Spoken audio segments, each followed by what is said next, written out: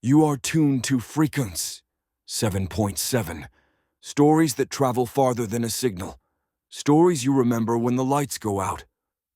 I never thought my vacation would end this way. Truth is, I never thought I'd take a vacation at all. 32 years old, a farmer from Central Texas, and the farthest I'd been from home was a fishing trip that ended with a flat tire and a sunburn. But Brazil, it called to me like a song through a dusty truck radio. São Paulo, Vila Madalena. Color on the walls, music in the bars, street art that looked like it was breathing. A week away from the broken gate out at the back pasture. A week without tractors and receipts and weather reports. I rented a little temporary apartment in a building with a fancy name, Noon Villa, like a promise of warm light, and told myself it was okay to rest. I was in the shower when it started. The water was variable at best, lukewarm 1 second, a shocked gasp of cold the next. It rattled in the pipes like the building itself had an old cough. I wasn't thinking about anything but the afternoon ahead. Maybe a beer from the market on the second floor. Maybe a walk to the park where the trees grew so big they felt like grandparents. Then a scream sliced the air. Not the kind that comes with laughter at the end of it. Not a prank. It came raw from the street below, and it pulled the heat right out of me. I stood still, soap in my eyes, listening with the kind of stillness you only learn from years of watching clouds and knowing what they mean. Another scream rose up behind the first. Then a smashed sound, metal on metal or bone on glass, I couldn't tell. It was October 31st. I thought of Halloween and parades and masks. I told myself not to be the stupid tourist who called the police because people were having fun. I rinsed fast and turned off the tap. The bathroom was humid and the mirror was a milk-white blur, my face a ghost in it. I wrapped a towel around my waist, put my hand on the window latch and slid it open. The air out there was warm, heavy as a breath you don't want to take. The street was a mosaic of color and grime. A woman in a green dress was pounding on a storefront door. 2 men ran past in opposite directions. A dog barked itself hoarse. A bus had stopped at a crazy angle near the corner, its front windows cracked like spiderwebs. People were staring at the bus, and then I saw the reason they stared. A man staggered out through the bus door and fell to one knee. He tried to stand and didn't quite make it. Someone reached to help him. The man turned and bit him on the forearm. Not a scuffle, not a fist fight. He bit and hung on like a starving dog. I was halfway back into the room before I knew I'd moved. My heart sounded like boots on a porch. I grabbed my phone off the dresser and unlocked it with a shaking thumb. Notifications, more than I'd ever seen at once, were stacked like a frantic deck of cards. The videos came first, lives, stories, clips of someone screaming in their kitchen, a man with a bloody shirt, another clip, blurry, people running up a stairwell. The captions were mostly in Portuguese, more than I had learned in 5 days, but the tone was universal. Panic, and that tight, breathless sound people make when they're trying not to cry. Then a voice kept repeating in different mouths, different rooms, different frames, in English and not, the words like a mantra hammered out in a factory. Get to high ground. Secure rooftops. Helicopter extraction. Stay visible. Stay quiet. Wait. My stomach dropped and kept going. I looked around the room like something in it could save me. Jeans on the floor, the good boots beside the door. The keycard for the building's doors lay on the little tray they'd set out for jewelry and coins. A black square with a logo I half recognized. The welcome pamphlet said the building used facial recognition on the lobby doors, had card scans on the internal fire doors, and that the indoor stairs ran from the 3rd floor to the 12th, and then you had to take the outdoor stairs to reach the roof decks and the pool. I remembered the pool. It had looked like a mirage in the pictures, blue as a postcard, with covered decks and pale wood and plants that looked too clean to be real. The power flickered then, just enough for the lights to buzz and drop a heartbeat, then steady again. Out in the hallway, I thought I heard the elevator ding. It sounded normal, that gentle ting like a polite person clearing their throat, and the normality of it hurt. Everything else was screaming that the day had broken, and the elevator dinged as if the most exciting thing it would do was ferry somebody up with groceries. I dressed fast, the damp from the shower sticking my shirt to my back. I tied my boots with fingers that didn't want to obey. I wove my belt through but left it loose, waiting for my hands to stop shaking. I grabbed my wallet out of habit and then stared at it, useless as a library card in a wildfire. In the bottom drawer, there was the little plastic toolbox I carried when I traveled. A multi-tool, a roll of electrical tape, a stubby screwdriver. I took them out and clipped the multi-tool to my belt. It had a blade not much better than a butter knife, but it was something I knew in my hand. I grabbed the phone charger and the little battery pack and shoved them into my pocket. The card key I put in my front pocket, like a lucky coin. The alley side of the building went down to the second-floor market by a half-lit hallway, the kind with art on the walls, faces and animals and shapes all in paint. I opened my door and felt the hall air slide against my face. It was the air of a building thrown into doubt, the kind of doubt that tells you doors are thin and windows are fragile and a lock is just a piece of metal that hopes for the best. I checked the peephole first because you learn some things from movies even if they're wrong about almost everything. Nothing but a mat with a little black cat on it across the hall. I stepped out and locked the door behind me because old habits are louder than fear. The floor hummed under my feet. The building was alive, at least for now. Lights flickered, steadied. Somewhere, someone was crying. I made it to the elevator in 10 steps and pressed the button out of reflex. It lit up. The door slid open smooth as a promise. Inside, the ceiling had a mirror. I caught my face in it. A man who looked like he'd wrestled a rainstorm and lost. I didn't step in. I stood there listening. The hallway behind me was empty, but the instant I couldn't see it, it felt crowded with unwanted possibilities. I let the doors close. Stairs were better, stairs were slower, but I trusted my legs more than I trusted a box on a cable. I took the indoor stairwell down. The stairwell door had one of the card scanners next to it, a black plate with a little blink of light. I tapped the card, and the lock clacked. Inside, the staircase was concrete and honest. My boots echoed. I kept my hand on the rail because I didn't want to miss a step and because the human body is built for anchoring itself when the world tilts. On the second-floor landing, I paused and listened. The market was at the far end of the hallway. It had a glass storefront and a bell on the door. I knew the bell because every morning I'd gone down for coffee and the bell had made the same cheerful brrring no matter my mood. The hall looked empty. Shadows hung at the corners like coats. I moved slow, not wanting to make noise, and my own breath felt too loud to belong to me. The market door stood open, the bell dead, a curl of tape across the metal arm that should have made it ring.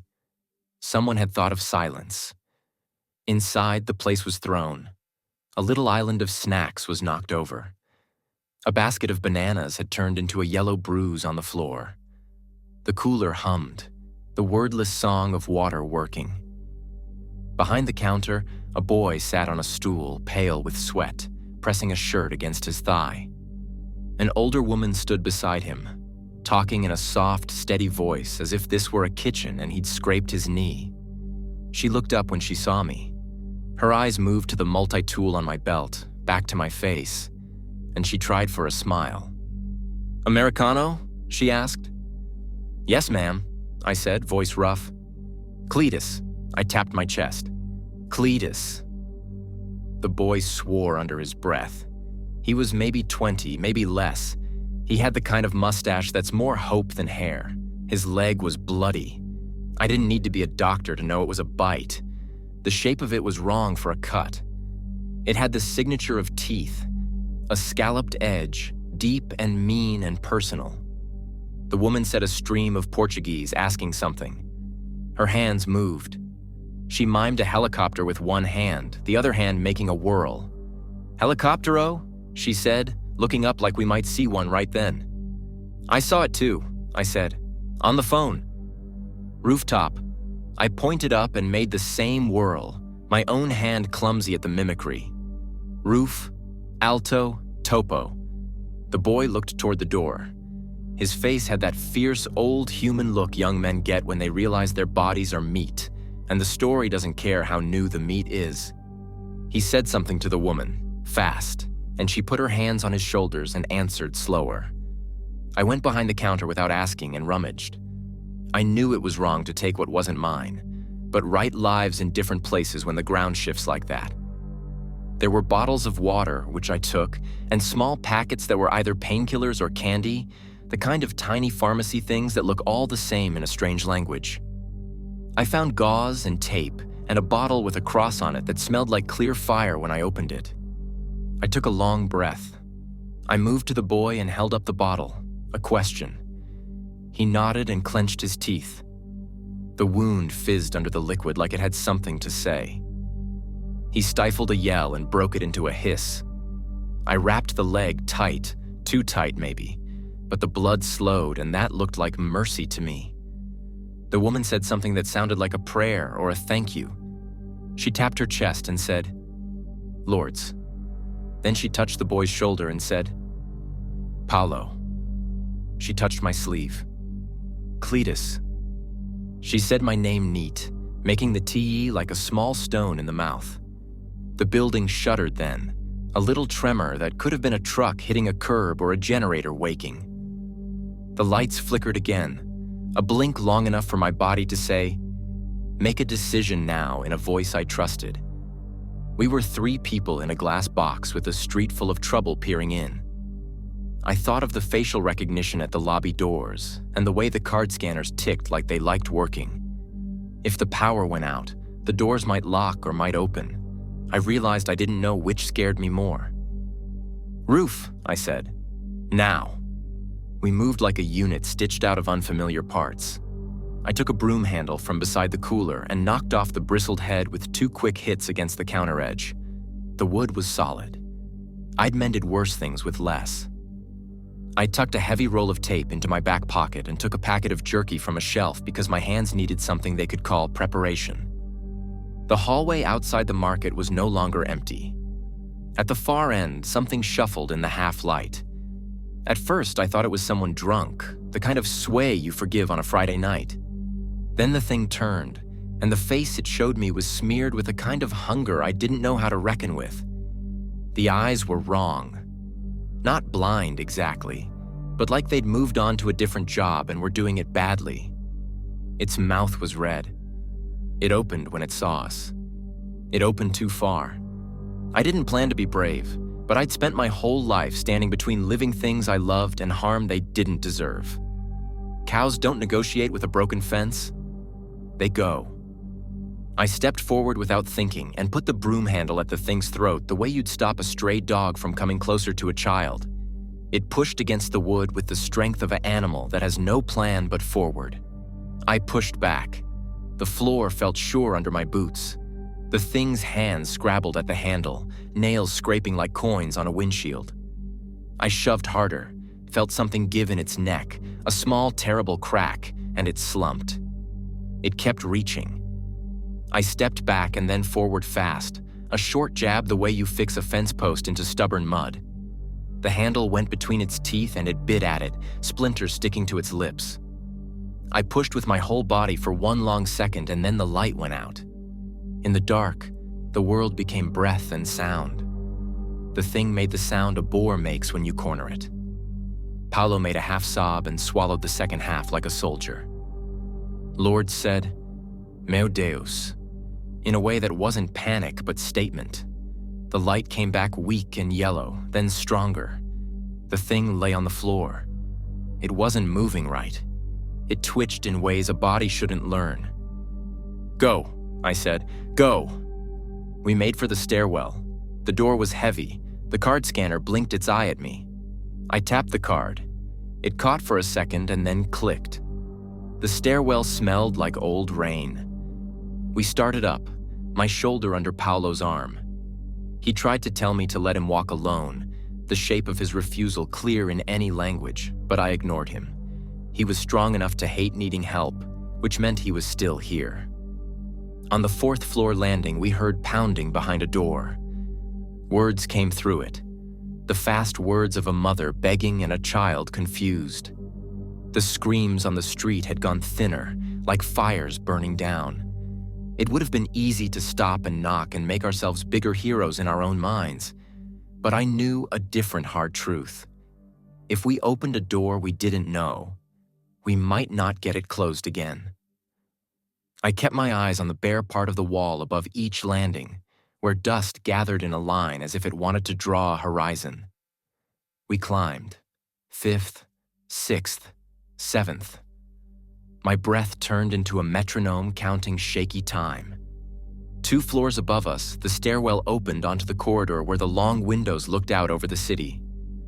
The hallway light kept stuttering, and when it went bright, the world outside flashed like a photograph, frozen and overexposed. Smoke lifted off a building to the south. The bus I'd seen from my window had been dragged askew. Bodies lay behind it like shadows cut from heavy cloth. A helicopter moved somewhere out there, far and different, the sound of it traveling slower than the fear of it leaving. At the 9th floor landing, the stairwell door we needed had jammed. The metal had bent somehow, or the heat had warped it, or someone had tried to move something big through it and failed. I could get my fingers under the edge, but when I pulled, it felt anchored in a way that told me we were going to have to be any kind of animal that gets out of holes. I set Paolo down on the step above, and he leaned back and closed his eyes. Sweat made little rivers at his hairline. Lords looked at me, and then at the door, and then at me again, letting me choose. There's a kind of trust that's as heavy as a chain. I didn't want it, but I wore it. The elevator, I thought. The elevator had power, at least sometimes. We could risk it for a few floors. The idea came soft as a cat, and then it stretched claws. I hated it. I loved it. I had to take it. We made our way to the midpoint where the hall met an elevator lobby with a potted plant that smelled like lemon if you heard its leaves. I pressed the button.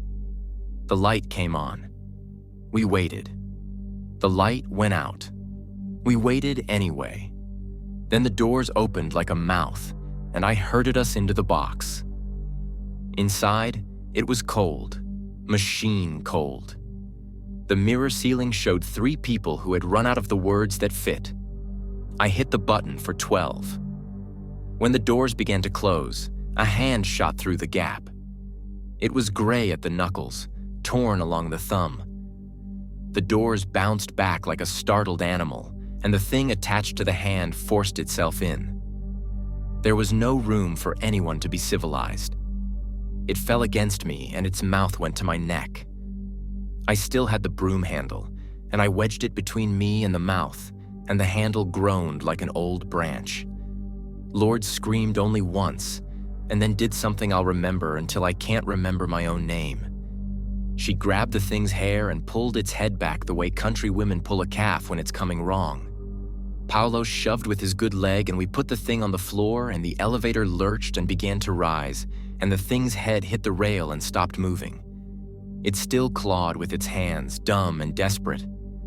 I put my boot on the side of its face like a man putting down a deer he hit with his truck. I didn't cry then. I wanted to. The doors opened, and we were at 12. The hallway here smelled like ammonia and rosemary, the way fancy buildings try to smell like solutions. The outdoor stair was at the far end, metal painted white, sun-bleached at the exposed places. The door to it had a crash bar. I pushed and felt the sky hit me. The roof was a different country. The pool had a skin of leaves on it. Sunlight made knives on the water. There were big covered decks with couches and planters, and the color scheme made a person think they were invited. We weren't invited. We were just there, and the wind lifted our sweat and made us feel human again for a second. I took my phone out and saw the battery was down to 29%. The signal bars flickered but held. I opened the app I didn't think I had any business trusting and typed helicopter extraction rooftop into the search. The same voices told the same story. Wait. Show yourself. Don't draw attention. Stay quiet. Smoke signals, mirrors, phone flashlights at night. Someone posted a video from a different rooftop, waving a white towel like a surrender flag, and I hated that image because it felt too true. We found umbrellas by the lounge chairs and propped them open to make shade. I showed Paolo how to elevate his leg with cushions. We tore up a shirt and changed the bandages. The skin around the bite had started to go a color I didn't want to name. He watched me with sharp eyes like a trapped fox. I pulled a packet of something that might have been antibiotics from the market stash and looked up the name on my phone, willing it to mean what I needed. It was a probiotic. Maybe helpful one day, useless now. I cursed softly at my own ignorance and gave him water instead. The city talked to us in a low, continuous murmur. Distant sirens like insects. Pops that could have been car backfires or guns or plastics breaking in heat. A child crying somewhere until it didn't. I stood at the edge of the roof and looked down and back and up again, the way a man looks at a storm on his horizon, and then at his fence line, and then at his hands. Lord stood beside me. She reached out and squeezed my forearm and said, "Obrigada." Thank you. I shook my head. No, I said. We together. The grammar crawled away from me. It didn't matter. Near the pool, there was a little grill station with a toolbox under it and a cabinet that held cleaning stuff and a stack of soft towels. I found lighters, long ones meant for candles, and a bottle of vinegar and bleach and a coil of clothesline. I stood there inventorying a small universe of things and felt American, for better and for worse. My people like problems we can fix with objects. It's a way of keeping the big things from eating us whole. Afternoon leaned toward evening. Shadows cut new shapes on the rooftops around us. A helicopter passed in the distance, just a black scribble with a tail, and we waved like scarecrows anyway. It got smaller and smaller, and then it was gone. The hope that had climbed with it stood there a while like a stupid friend who didn't know enough to leave. I kept expecting the roof door to slam open behind us, a flood of bodies spilling up and over the edge like ants poured out of a cracked nest. It didn't. But we weren't alone. On the neighboring building, across the narrow canyon of air, a family had gathered. A man in a white undershirt, a woman in a red scarf, and two kids holding each other so tightly I couldn't tell where one ended and the other began. The man saw me and lifted his hand. I lifted mine. He pointed at the sky and made the shape of rotors and then shrugged. I shrugged back. We were geniuses of empty language. We ate when it felt right to shame ourselves with simple needs. Crackers broken in half. A soft cheese that had its own climate inside its wrapper. I found a bag of peanuts and handed it to Paolo, and he inhaled it like he'd been starved for years. He smiled once, a crooked flash of his old face. It made him look like a kid again, the kind that waits for a bus with his hair wet from a shower and his backpack heavy with future. Then the fever tugged on him, like a little brother pulling at a shirt, and the smile slid off. He slept. His breath came rough. Lourdes touched his hair and sang under her breath. It wasn't a song I recognized. It might not have been a song, just a path she laid out for her mind to follow so it didn't fall. The sun began to think about leaving. The light became a story told in past tense. Street dogs gathered in packs. Somewhere a fire went from one thing to another thing. Smoke wrote long sentences across the city and chose not to end them with periods. I kept watch with the broom handle across my knees, the multi-tool open to its dull blade a comfort simply because it was open. I thought of my father's hands, how he'd hold a fence stretcher as if it were a compass and the only direction was through. He'd say, "Ain't nobody coming, son?" and mean it in the good way, the way that frees you to stop waiting for permission. I looked at the door. I looked at the sky. I looked at Paolo. And I came to a resolution that felt like swallowing gravel and calling it bread. "Lourdes," I said gently. Her eyes lifted. She had the kind of eyes that had watched many things and had decided to keep watching until there was nothing left to see. I pointed at Paulo's leg. I made a face without meaning to. The words I needed were doctor's words. I said what I could. Muito ruim. Very bad. Fever. I touched my forehead, then his. Infection. I paused and then forced out the shape I didn't want. Mordeaux. I made my hand a mouth that bit, gentle but with the truth in it. She nodded. One tear ran down the line of her nose and no more followed. She squeezed his hand. She said something to me that I think meant I know, and I am not ready, and I will never be ready.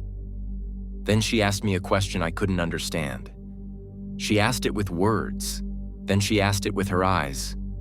I answered by not answering, because I wasn't God, and I wasn't a butcher, and I wasn't a saint, and all three of those jobs were open and no one was applying.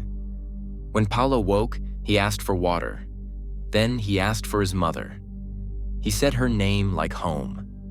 Lourdes told him a story about a beach, a place he had loved as a boy, where the sand sticks to your ankles and the undertow scares you just enough to make you feel like you fought something bigger than you.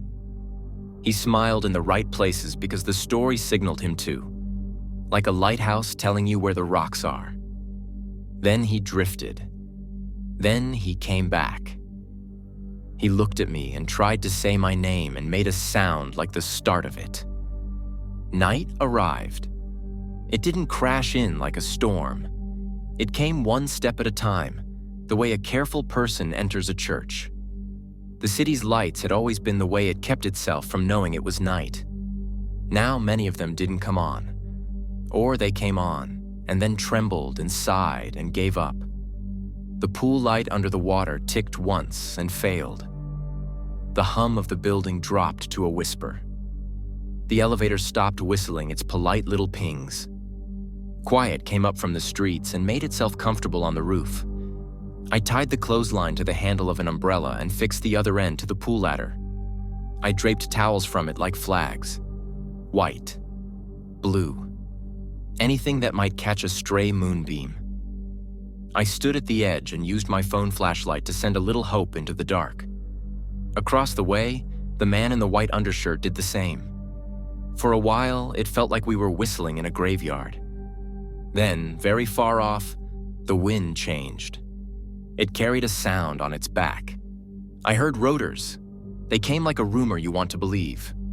Low, then lower. I thought I saw a shape between the buildings. I held my phone as high as I could and angled the light to make a ragged star. Here, I yelled, even though the phone had told me not to shout, not to draw attention, not to let the wrong ears know what the right eyes might see. Here, I yelled again, because I am a stubborn man, and because hope makes fools of all of us. The helicopter came into view. Not a giant military bird, not the cavalry, but a small police chopper with a searchlight that sliced into the streets and pulled faces out of shadows. It hovered 2 blocks over, tilted, then slid sideways. It was hunting for a place to do good. Or maybe it had orders. Or maybe it had none, and was simply a body trying to be a body in a city that had been asked to be a wound. Its light reached our building once, glancing off the white of the towels. It paused. I swear it paused. The rotors lifted the shirts on our backs and made the towels snap like sails. I saw the pilot's windows, black and secret.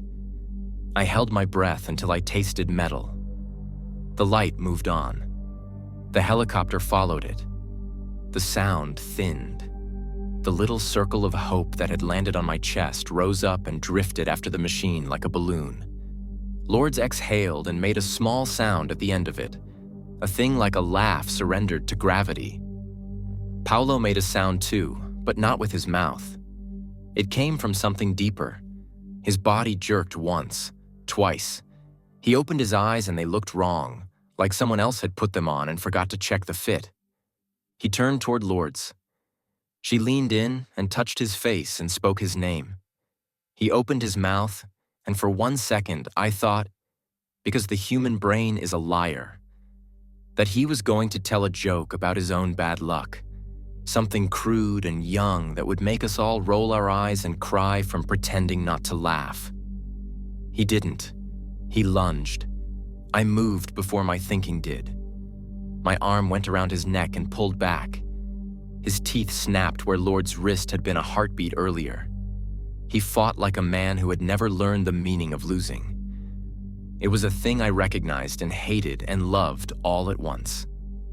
"I'm sorry," I said, because words like that do nothing and everything.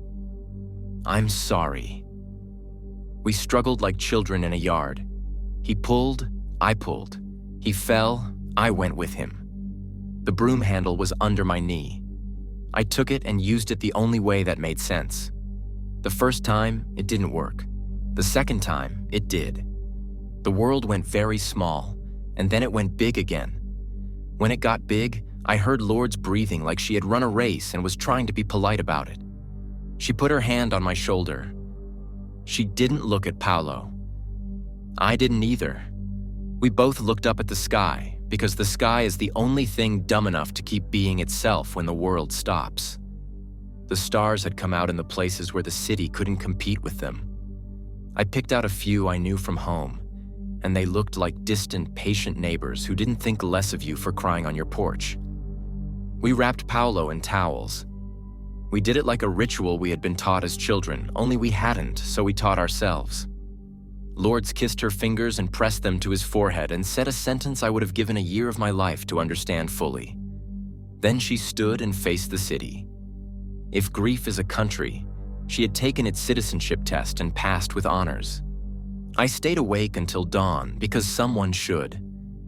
The night had sounds in it I didn't know how to name. Things moved in the building, then didn't. At one point, feet pattered on the deck, fast and light like cats. I sat with the handle across my lap and the multi-tool open and my phone face down to save its dying light. I thought of home, the way men do when they are too far from it.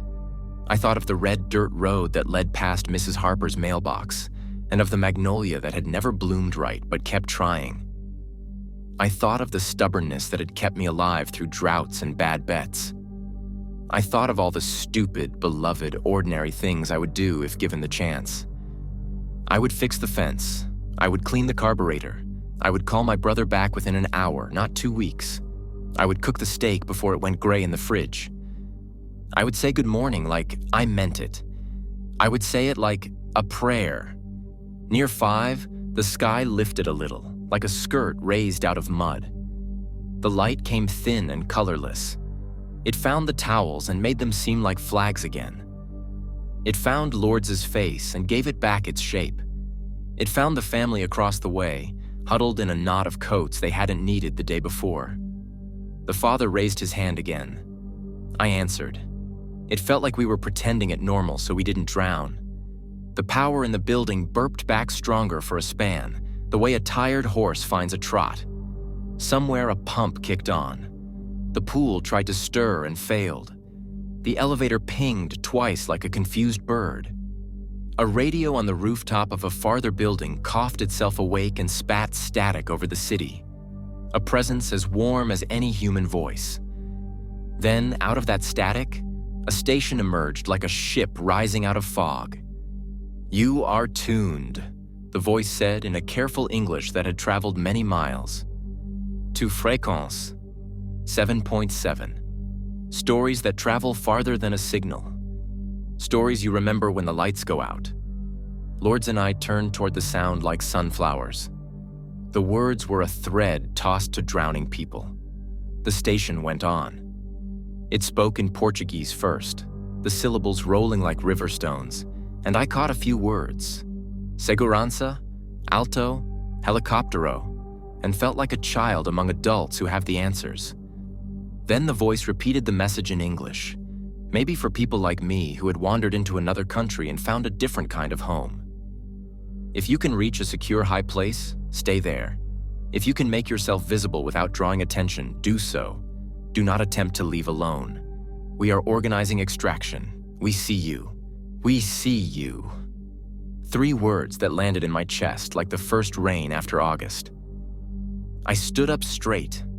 I took the towels off the line and arranged them more carefully, made white on white, made shapes that might look like letters from above.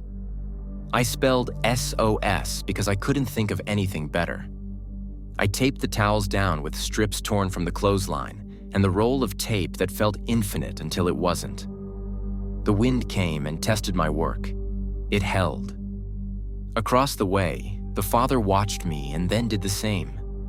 We were birds learning to build nests because the tree had forgotten how to hold us. We ate again. We drank water that tasted like plastic and a second chance.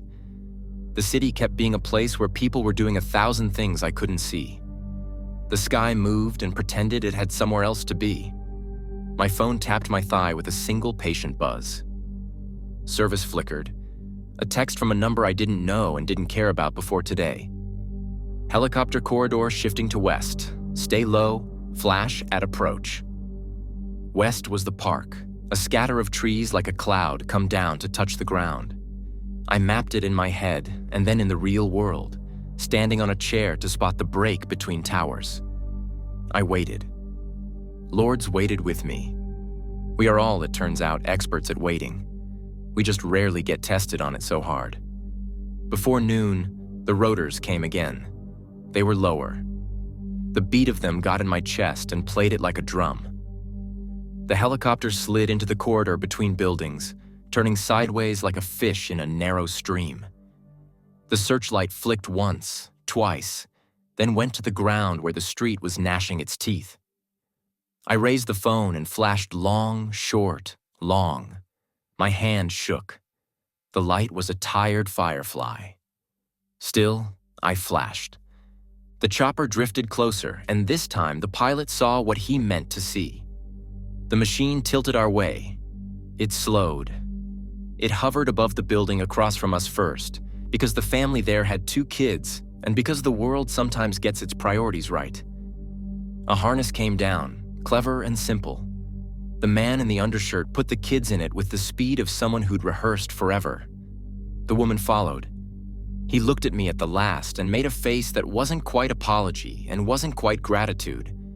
Then he was lifted, and they were gone. I didn't cheer. I felt my throat close up around a big thing, and I told it to behave. The helicopter drifted our way. It hovered above us like a question that wanted to be an answer. The downdraft hit and flattened the towels I'd taped and tore one free. It flapped like a bird that hadn't learned how to go in a straight line. The harness came down and swung like a pendulum. Lourdes looked at me. I looked at her. We looked at the bundle of towels that was Paolo and then at the space beside it where grief had set down a chair. She shook her head once, a small, stubborn movement.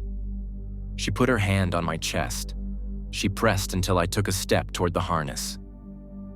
"Vai," she said, a word that means go and live, and if you don't, I'll be angry at you for 1,000,000 years. "No," I said. "You." She smiled the way women smile at men when they are too soft to be useful. She stepped into the harness and let me pull the strap up. Her hands were strong and calm. She touched my cheek and said something that I think was, "Tell them my son was brave." Then the cable lifted and took her up until she was a figure against the sky, and then a pair of legs, and then a small bundle, and then a person no longer in my reach.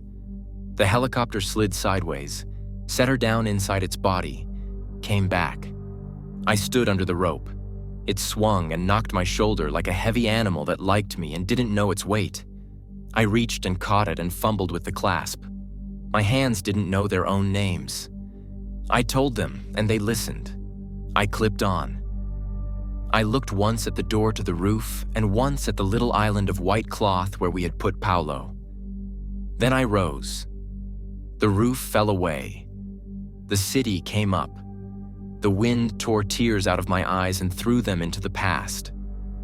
I saw 1,000 roofs, and each one had a story on it, and each story was a person too proud or too scared or too preoccupied with feeding their dog to notice they were history. I looked across and saw the father in the other helicopter, his face the wet sincerity of a man who has been allowed to keep what he loves. He saw me and raised his hand. I wanted to wave, and also to tell him not to look away from his kids because time is a thief and because the world had just proved it could be horrible. But also sometimes it gave you exactly the thing you thought you'd lost. In the helicopter, the noise was everything. A hand pulled me in. It belonged to a woman with a braid so tight it looked like memory. She unhooked me and shoved a headset at my ears. Sound transformed. The city went from roar to hum. The pilot spoke in Portuguese to someone I couldn't see. The woman with the braid spoke to me in English without looking. "You're okay," she said, not as a question. "Sit, buckle." I sat. I buckled. I looked out the door at the place where my life had been something else. On the roof of Noon Villa, the towel still spelled SOS, though one S had lost its middle. The pool shivered as the downdraft ran a finger across it. The door stayed closed. We rose. We moved. The city spread out like a map too big for any table. Fires marked the places where anger or hunger had won. The big roads were knots of cars and decisions. The small roads were empty. I tried to memorize everything at once and failed. The woman with the braid put a hand on my shoulder and squeezed. Her eyes met mine, and in them I saw the same thing I had seen in Lords's and the man across the way. An oath that hadn't been spoken yet but already stood ready in the throat. "We see you," the radio voice had said. Now in the body of the helicopter, above a city that had tried to eat itself, I saw them too. All of them. The people who stayed, the people who went, the ones who lifted and the ones who were lifted, the ones who watched and the ones who couldn't. You are tuned to Fréquence 7.7. The voice in my head whispered again, like the echo of a prayer said over a field before the first cut of hay. Stories that travel farther than a signal. Stories you remember when the lights go out. I closed my eyes and let the machine carry me, and promised myself that if I ever stood on my land again, I would tell this one right. I would tell it in a voice a man could trust, old and slow and honest as a fence post. I would say the names of the people who had looked at me like I was worth saving and treat that as an instruction, not a compliment. The helicopter banked west, where the sky had decided to be kind for a while. The city slid under us like a thought changing its mind. On the roof we left behind, the towels kept spelling a word older than phones. On the radio in some other building, a voice kept saying, "We see you." On 1,000 other roofs, hands lifted and put down, making signals to the air. If this is what the end of the world looks like, I thought, then it's got more beginnings in it than anyone expected. I put my hand over the pocket where my phone rested, silent, and felt the shape of it. I imagined it buzzing again with some small, impossible grace and telling me a weather report for a town too far away to see. Sunny with a chance of stubbornness. Winds from the west. Harvest delayed. Hope intermittent. I opened my eyes and watched the city open its own. And I told myself softly, like I was teaching a skittish colt to accept a hand on its neck. Stay alive. Stay visible. Wait. We see you. Vous étiez sur Fréquence 7.7. If the story gripped you, tap subscribe and ring the bell. New transmissions every week. Stay tuned. Stay alive.